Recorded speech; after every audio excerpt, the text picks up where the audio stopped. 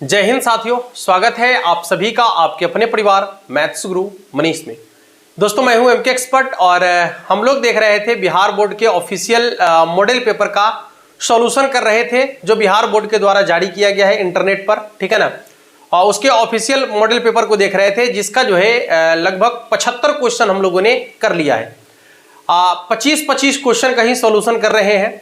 ऐसा आप लोग का कहना है कि सर क्वेश्चन की संख्या कम लीजिए, ठीक है। हाँ, ज्यादा क्वेश्चन आता है, जल्दी जल्दी क्वेश्चन बताते हैं, कभी कभी क्वेश्चन का कॉन्सेप्ट नहीं क्लियर हो पाता है। देखिए, तो ऐसे बच्चे को क्वेश्चन का कॉन्सेप्ट नहीं क्लियर हो पा रहा है जो पहले नहीं पढ़े हैं, ठीक है ना। जो पहले पढ़े हैं उन्हें तो मजा आ रहा होगा कि एकदम धुआं धुआं उड़ीले हैं, ठीक है। लेकिन कोई बात नहीं है, चलिए कोई दिक्कत नहीं है। हमें सबको साथ लेकर चलना है और इस तरीके से साथ लेकर चलना है कि कोई भी बच्चा छूट ना पाए, चाहे वो आप किसी भी प्रकार से तैयारी कर रहे हो, ठीक है ना। हाँ, तो हमें सबको एक साथ लेकर चलना है। तो इसके लिए जो है ये आपका जो है 75 क्वेश्चन तक कल कर लिए थे, ठीक है। आज हम लोग 75 से आगे चलेंगे और 100 क्वेश्चन को पूरा कंप्लीट कर लेंगे, ठीक है ना। आइए क्वेश्चन की शुरुआत करते हैं। उससे पहले यदि आपने हमारे चैनल वगैरह को सब्सक्राइब नहीं किया है तो क्यों नहीं किया है, कर लेना चाहिए ना आपको, कर लीजिएगा। चलिए देखिए, सवाल आपका है क्वेश्चन नंबर 76। देख लीजिएगा यहां पर क्वेश्चन नंबर 76 क्या कह रहा है, देखिएगा। क्वेश्चन तो आपको दिख ही रहा होगा, बनाने का प्रयास भी आप कर लीजिए। यहां पर डिफरेंशिएशन का सवाल है ये, और डिफरेंशिएशन का क्वेश्चन बनाने के लिए आपको कोई ज्यादा दिमाग लगाने की थोड़ी जरूरत है। डिफरेंशिएशन का टोटल कॉन्सेप्ट बताए हैं।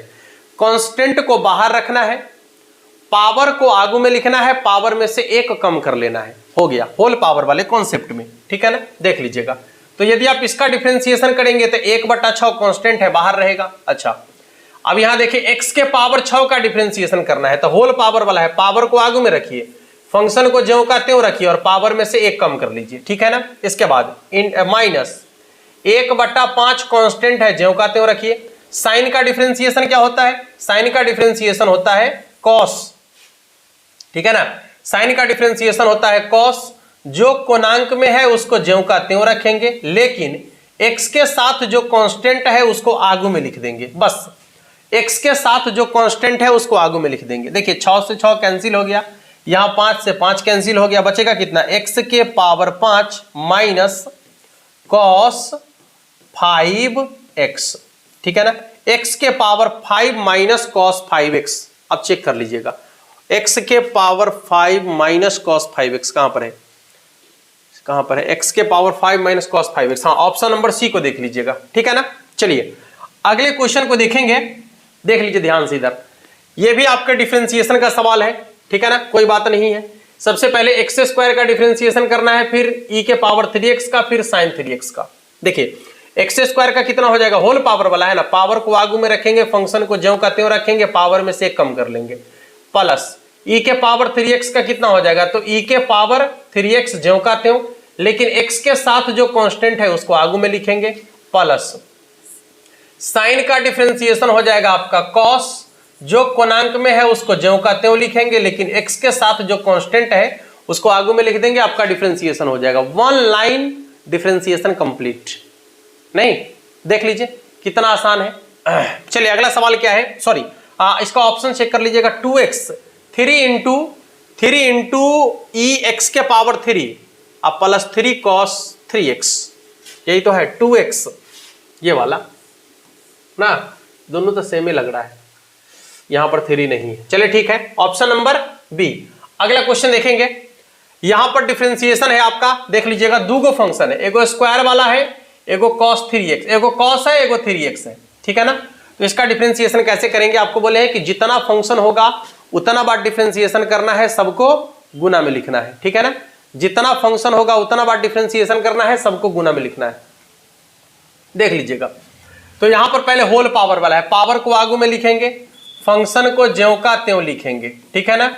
हाँ, और पावर में से एक कम कर लेंगे, 2 था, एक कम कर लेंगे तो कितना होगा, 1। चलिए इसके बाद अब कॉस का डिफरेंशिएशन कीजिए, तो कॉस का डिफरेंशिएशन होता है माइनस साइन, जो कोणांक में है उसको ज्यों का त्यों लिखेंगे, ठीक है ना। लेकिन x के साथ जो कांस्टेंट है उस कांस्टेंट को आगू में लिखना है। x के साथ कांस्टेंट कौन है, 3, तो 3 को आगू में लिख देंगे। अब आप देख सकते हैं 3 ज्यों का त्यों रहने दीजिए, ये माइनस भी रहने दीजिए। इसके बाद हो जाएगा आपका 2 sin x into cos x ना, 2 sin x into cos x बराबर क्या हो जाएगा, तो sin 2x, 2x के जगह पर कितना हो जाएगा, तो 3x, ठीक है ना। यानी हो जाएगा आपका -3 sin 6x, ठीक है ना, -3 sin 6x, जो कि आपके ऑप्शन नंबर सी में आपको दिख रहा है, ठीक है ना बाबू, ऑप्शन नंबर सी में आपको दिख रहा है। चलिए अगले सवाल को देखेंगे। यहां पर है log e के पावर 99x ना, e के पावर 99x, यानी log 99x समझ लीजिए ना, log 99x, log 99x, ठीक है, इसका डिफरेंशिएशन है। सिंपल क्या करना है, log वाला का डिफरेंशिएशन होता है 1 में जो कोणांक में है उसको ज्यों का त्यों लिखेंगे, ठीक है ना। तो ये तो हो गया log का। अब 99x का क्या होगा डिफरेंशिएशन, तो 99x का डिफरेंशिएशन होगा, 99 को बाहर कर दीजिए, x का डिफरेंशिएशन कितना, 1, 99 से 99 कट गया, कितना हो जाएगा 1/x, जो कि आपके ऑप्शन नंबर सी में आपको दिख रहा है। यानी इसका डिफरेंशिएशन हो जाएगा 1/x के बराबर, जो कि आपके ऑप्शन नंबर कितना, सी में दिख रहा है। आइए अगले सवाल को देखेंगे। कह रहा है कि तल 7x + 8y + 2z बराबर 12 की मूल बिंदु से दूरी, यदि आपको कोई ऐसा समीकरण दे दे, ठीक है ना, और आपको कहे कि दिए गए समीकरण का मूल बिंदु से दूरी निकालना है, ठीक है ना, दिए गए समीकरण का मूल बिंदु से दूरी निकालना है, तो मूल बिंदु से दूरी निकालने के लिए आपको क्या करना है कि बराबर के दूसरे साइड जो कांस्टेंट है उसको ज्यों का त्यों रखना है, और बटा में ये जो आपको दिख रहा है x के साथ वाला कांस्टेंट, y के साथ वाला कांस्टेंट और z के साथ वाला कांस्टेंट, रूट अंडर सभी के वर्गों का योगफल कर देना है, ठीक है ना। रूट अंडर सभी के वर्गों का योगफल कर देंगे तो आपका जो है मूल बिंदु से दूरी निकल जाएगा। चलिए देखिए, तो 7 का स्क्वायर करेंगे 49 प्लस 8 का स्क्वायर करेंगे 64 प्लस 2 का स्क्वायर करेंगे तो कितना हो जाएगा 4, यानी इसका हो जाएगा 12 में रूट अंडर,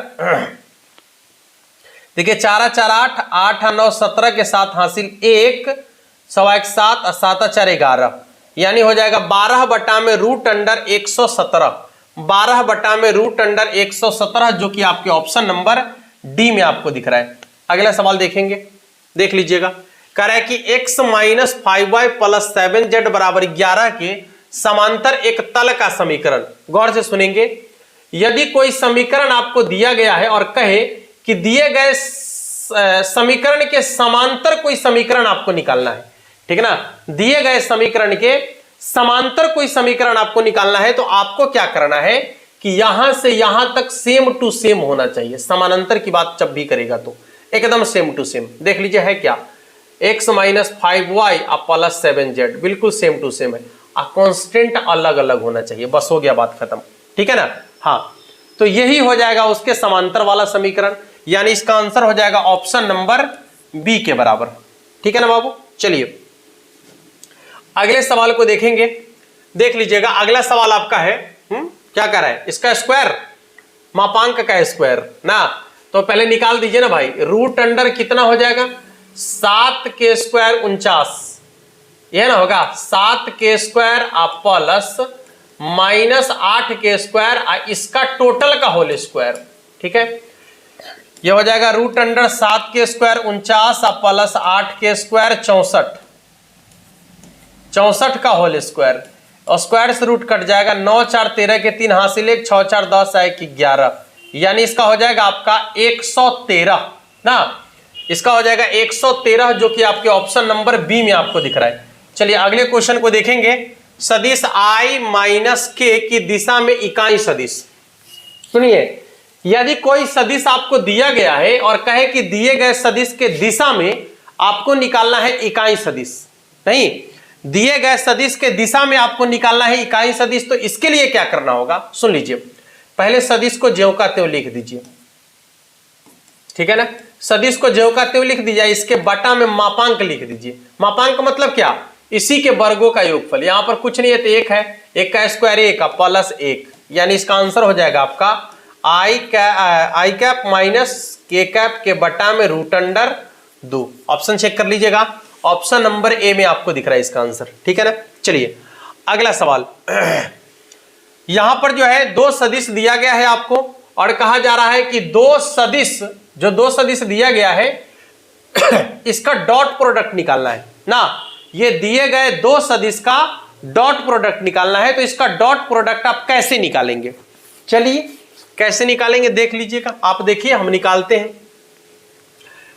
डॉट प्रोडक्ट निकालने के लिए आई वाला को आई वाला से गुना, जे वाला को जे वाला से गुना, के वाला को के वाला से गुना। सॉरी एक मिनट, जे तो इसमें है ही नहीं, कोई बात नहीं। आई वाला को आई वाला से गुना और जे नहीं है तो जे को 0 से गुना और के वाला को के वाला से गुना, बस अंक को गुना करना है। तो यहां देखिए आई के साथ 7 है, यहां पर 1 है तो 7 को 1 से गुना करेंगे 7, जे के साथ कुछ नहीं है तो 0 और 3 को गुना करेंगे 6 से तो कितना हो जाएगा 6 3 18 ना, 18 7 कितना हो जाएगा 25, यानी इसका आंसर हो जाएगा ऑप्शन नंबर ए के बराबर, ठीक है ना बाबू। अगला क्वेश्चन क्या है देख लीजिए एक बार। सवाल कह रहा है कि समतल x plus y minus z बराबर 7 द्वारा x अक्ष पर काटे गए अंतःखंड, सुनिए अंतःखंड का समीकरण होता है x by A plus Y by B plus Z by C बराबर में 1। जब भी आप अंतःखंड का समीकरण की बात करेंगे तो इसका समीकरण यही होता है x by A plus Y by B plus Z by C बराबर में 1, जहां पर यह a b और c बारी बारी से, a जो है x अक्ष का अंतःखंड है, x अक्ष का अंतःखंड दिखाता है, ठीक ना, अंतःखंड, और इसी तरीके से ये y अक्ष के अंतःखंड को दिखाता है और ये z अक्ष के अंतःखंड को दिखाता है। क्लियर है? तो आइए समीकरण आपका है x plus y minus z बराबर 7। आपको क्या चाहिए बराबर के दूसरे साइड 1, तो इस यहां गुना कुछ नहीं 1 है, ये आ जाएगा इधर, तो हो जाएगा x बटा 7 प्लस वाई बटा 7 प्लस जेड बटा में माइनस 7। अब बराबर में कितना हो जाएगा 1, ऐसा लिख सकते हैं ना, देख लीजिएगा, देख लीजिए यही ना है। तो यहां पर जो आपका यदि x अक्ष का अंतःखंड पूछेगा तो बटा में जो दिख रहा है ये x अक्ष का अंतःखंड है, y अक्ष का पूछेगा तो y अक्ष का अंतःखंड है, z अक्ष का पूछेगा तो कितना हो जाएगा z अक्ष का, x अक्ष का यदि पूछेगा, यहां तो x अक्ष का ही पूछ रहा है ना, x अक्ष का अंतःखंड कितना है तो 7, ठीक है, 1/7 नहीं, सीधे 7 बटा वाला जो होता है यही अंतःखंड है। तो x अक्ष का अंतःखंड पूछेगा तो 7, यदि y अक्ष का पूछता तैयो 7 और यदि z अक्ष का पूछता तो -7। यहां देख लीजिए z अक्ष के बटा में कितना है -7, यानी z अक्ष का अंतःखंड हो जाएगा -7 के बराबर, ठीक है ना। चलिए अगला सवाल देखिए, अगला सवाल क्या है, अगला सवाल देखिएगा। सवाल कह रहा है कि x plus 2y plus 3z बराबर 4 के समांतर रेखा इतना इतना है तो ठीक तो है, यदि इतना इतना है तो इसका पूछ रहा है तल के समांतर रेखा, यदि इतना इतना है तो, अच्छा समांतर है तो क्या होगा, सिंपल है भाई, समांतर है तो क्या होगा, यहां पर देख लीजिएगा, यदि इसके समांतर है इसका मतलब क्या होगा कि इसके जैसा बिल्कुल सेम टू सेम हमको चाहिए ना, तो क्या हो जाएगा, यहां देखिए 1a 2b 3c, यही ना है, हाँ बराबर में 0, ऑप्शन नंबर बी। चलिए अगला सवाल देखेंगे। अगला सवाल ये कह रहा है कि यदि दो तल a1 x b1y c1z plus d1 बराबर 0 तथा a2x b2y plus c2 plus d2 बराबर 0 परस्पर लंब है। देख लीजिए लंब होने के लिए आपको बता दिए हैं, ये एकदम ध्यान से देखिए इधर, a1 a2 b1 b2 c1 c2 बराबर क्या हो जाएगा 0 ना, यानी a1 into a2 plus b1 into b2 plus c1 into c2 बराबर क्या हो जाएगा 0। यदि समानांतर कहेगा तो a1 बटा a2 बराबर b1 बटा b2 बराबर c1 बटा c2, ठीक है ना, ये हो जाएगा इसका, ठीक है, ये समानांतर होने पर और ये लंबवत होने पर, ठीक है। अगला सवाल देखिए, कह रहा है आपका question number 88, i plus J plus के, i प्लस जे प्लस के, और यहां पर ये छूट गया है, dot 2i plus 5j plus 10 के, सिंपल है, यहां पर गुना कीजिए, 2 को 1 से गुना करेंगे 2 प्लस 5 इकाई 5 अब प्लस हो जाएगा आपका 10, तो 10 और 5 15 2 17। ऑप्शन नंबर सी को चेक कर लीजिएगा, ठीक है ना। चलिए अगला सवाल क्या है, देखिए सवाल है कि पी ए बराबर 2/7, पी बी बराबर 6/7, पी ए इंटरसेक्शन बी बराबर 4/7। यहां पर देख लीजिए ना, ये 4/7 है, हाँ, तो ए बटा बी पूछ रहा है, पी ए बटा बी ये कितना हो जाएगा, पी ए इंटरसेक्शन बी और बटा में हो जाएगा आपका पी बी। मान रख दीजिएगा जल्दी से, इंटरसेक्शन का है आपका 4/7 और पी बी का कितना है 6/7। 6/7, 7 से 7 कट जाएगा तो कितना हो जाएगा 4/6 ना, 4/6 यानी इसका हो जाएगा आपका 2/3। 2/3 ऑप्शन नंबर बी। अगला सवाल देखिए, ए का मान है 2/7, पी बी बराबर है 4/7, इंटरसेक्शन का मान है 5/7, तो ए इंटरसेक्शन बी, अरे ये क्या पूछ दिया, पी ए इंटरसेक्शन बी तो दिया गया है, देखिए ना यहां पर पी ए इंटरसेक्शन बी तो दिया गया है ना 5/7, तो फिर वही बात पूछ रहा है पी ए इंटरसेक्शन बी का मान कितना होगा, पी ए बटा बी होना चाहिए, मिस्टेक है ए बटा बी, तो कितना हो जाएगा पी ए बटा बी बराबर हो जाएगा आपका पी ए इंटरसेक्शन बी और बटा में पी बी, ठीक है ना। चलिए देखिए, ए इंटरसेक्शन बी बराबर हो जाएगा आपका कितना, तो 5/7 और पी बी का मान कितना है 4/7, 7 से 7 कट गया 5/4 नहीं है इसमें, ओए होए क्या पूछा है भाई, कहीं पी ए यूनियन बी तो नहीं पूछा है, हैं पी ए यूनियन बी बराबर हो जाएगा आपका P A plus P B minus P A intersection B, ठीक है ना, यही फॉर्मूला होता है ना। पी ए का मान कितना है 2/7, पी बी का मान कितना है 4/7 और इसके बाद हो जाएगा आपका -5/7, लॉस हो जाएगा 7, 1/7 इंटरसेक्शन पूछेगा यदि, इसका लॉस हो जाएगा 7, तो यहाँ हो जाएगा 4 2 6, 6 में से 5 घट गया तो 1/7, देख लीजिएगा। यदि यूनियन पूछेगा तो 1/7 हो जाएगा। अब क्या पूछा है सवाल यहाँ पर क्लियर नहीं है, हम बना दिए हैं। चलिए देखिए अगला कह रहा है कि स्वतंत्र घटना ए और बी के लिए पी ए बराबर इतना, पी बी बराबर इतना है, तो पी ए इंटरसेक्शन बी बराबर क्या होता है। यदि ए और बी स्वतंत्र घटना है तो पी ए इंटरसेक्शन बराबर B, P A intersection B बराबर होता है P A into P B, ठीक है ना। देख लीजिएगा पी ए का मान है 0.7 और पी बी का मान है आपका 0.6, गुना करेंगे 7 6 42 0.42, ठीक है ना। इसका आंसर हो जाएगा 0.42, ऑप्शन नंबर डी। अगला सवाल देख लीजिएगा, कह रहा है कि अभी 2 25 1 4 का सहखंड निकालना है, इसका स्थान बदलेंगे, इसका चिन्ह बदल देंगे, ठीक है ना। तो हो जाएगा आपका 4 -25 -1 और 2, स्थान बदलिए चिन्ह बदलिए सहखंड पाइए। 4 -25 किधर गया भाई, अभी उतना का सहखंड, सॉरी सहखंड पूछ रहा है ना, 1 मिनट, सहखंड पूछ रहा है, सहखंडन,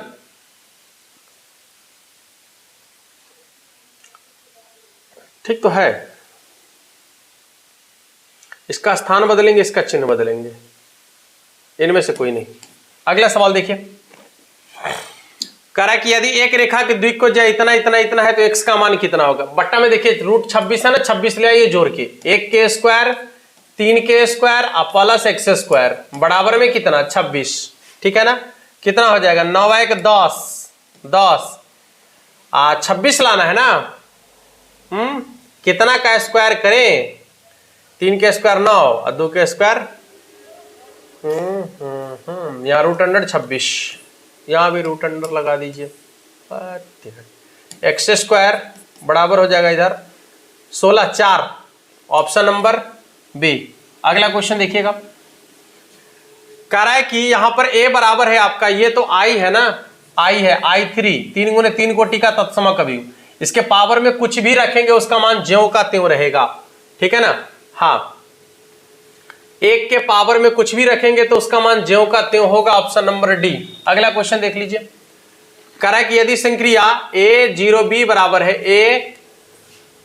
a0b बराबर है a + 7b से परिभाषित है। तो यहाँ है 1 0 2 0 3, यानी पहले 2 और 3 का क्रिया करना है। ए के जगह पर 2 और बी के जगह पर 3 रखना है, ठीक है ना। 3 तो कितना हो जाएगा, यहाँ 2 रखिए आप, प्लस 7 गुने 3 रखिए, तो 7 या 21 23, तो हो जाएगा एक क्रिया कितना 23। अब ए के जगह पर 1 और बी के जगह पर 23, तो 1 और प्लस 7 गुने 23 कितना हो जाएगा, 1 प्लस 7 या 21 के 1, 7 या 21 के 1 हासिल 2, 7 दूना 14, 14 14 2 16, 16 यानी 161 है, 1 कितना हो जाएगा 162, ऑप्शन नंबर बी। अगला क्वेश्चन देखिएगा, 0 1 5 से 2 3 4 6 7 में भिन्न भिन्न संबंधों की कुल संख्या 3 गो ए में अवयव है और 2 और 2 4 है, 5 गो में है, तो 5 3 15 यानी 2 के पावर 15, ठीक है ना। इसका आंसर हो जाएगा आपका 2 के पावर 15 के बराबर। अगला सवाल देखेंगे, अगला सवाल है कि फलनों की कुल संख्या कितनी है, उतना ही होगा ना। यहां पर कह रहा है कि 3 गो ए में है, 2 और 2 4 और 2 6 गो है, तो 6 3 18 यानी 2 के पावर 18। अगला सवाल देखेंगे, अवकल समीकरण 2x प्लस dy बराबर 0 का हल है, तो इसका तो हो जाएगा आपका 2 को बाहर रखेंगे, हल पूछ रहा है ना, तो इधर हो जाएगा इंटीग्रेशन dx अब प्लस इंटीग्रेशन कितना हो जाएगा dy अब बराबर में 0। इसका इंटीग्रेशन कांस्टेंट के बराबर होता है, यानी k के बराबर, ठीक है ना। ये हो जाएगा आपका 2x प्लस y बराबर k, देख लीजिएगा 2x प्लस y बराबर k, ऑप्शन नंबर ए। अगला क्वेश्चन देखेंगे, k dot k same to same का मान 1 के बराबर होता है डॉट प्रोडक्ट में। अगला सवाल j क्रॉस k, यहां देख लीजिएगा i j k, तो j k तो i, j k तो i, ऑप्शन नंबर ए। पूरा का पूरा 100 क्वेश्चन जो है आपका कंप्लीट हो गया, ठीक है। और इसके बाद जो है हम लोग कल इसके दूसरे सेट को देखेंगे, ठीक है ना। मॉडल सेट 2 को देखने का प्रयास करेंगे। मिलेंगे फिर नेक्स्ट क्लास में, और तब तक के लिए आप सभी को जय हिंद।